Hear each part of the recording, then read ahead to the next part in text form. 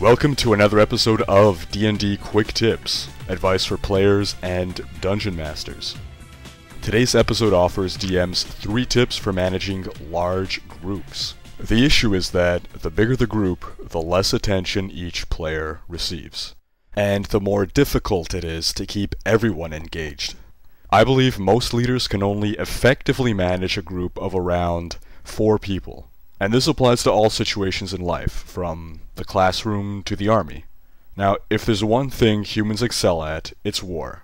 And if we look at the military, we see that armies are subdivided into smaller and smaller groups until we reach the 4-man fire team.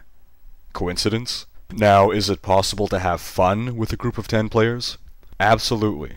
Is it possible to have as much fun as with a group of 5 players? Not if you're going to run the 10-player group the same way you run the 5-player group.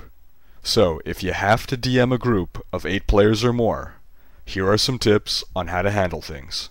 Tip 1. Appoint a sub-DM or a co-DM. A sub-DM is a player who runs a character in your campaign, just like the other players, but with some added duties. Sub-DMs are best suited for managing the mechanical aspects of DMing, such as handling rules questions and disputes, allowing you to focus on keeping the players engaged. A co-DM doesn't control a character, but instead shares the DMing responsibilities with you.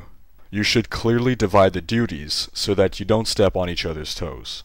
You can even have each DM be responsible for keeping half of the players engaged, splitting up into different rooms if the situation calls for it. Which brings us to tip 2. Split the group. If your schedule can handle it, just run 2 separate campaigns. Everyone still gets to play, and you don't have to compromise quality for the sake of quantity. Tip 3. Forge a campaign that works with a large player group. The standard D&D game is just not designed to handle that many players, especially during combat.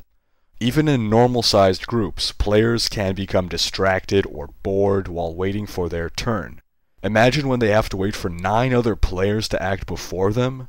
Develop an idea for a campaign that will keep all the players engaged. You'll likely need something that focuses less on combat and more on player interaction through role-playing or critical thinking, coming up with creative solutions to problems. Introducing a bit of competition can do wonders here. If you plant 1 or more double agents who actively work to thwart the efforts of the party, you can just sit back and watch the players roleplay amongst each other, trying to figure out who the mole is. Encourage them to pass secret notes, form alliances, accuse each other, or have 2 parties take turns racing through a dungeon. The faster a group can make it through, the greater the reward. Build dungeons that encourage players to use resources in creative ways to overcome obstacles. Supply them with material to work with. You'll be surprised what they manage to MacGyver together. Take-home message. Appoint a second DM, split the group, or design a campaign that will engage a large group. That's it for today. Send me your suggestions for future quick tips, which I upload every Sunday. Peace.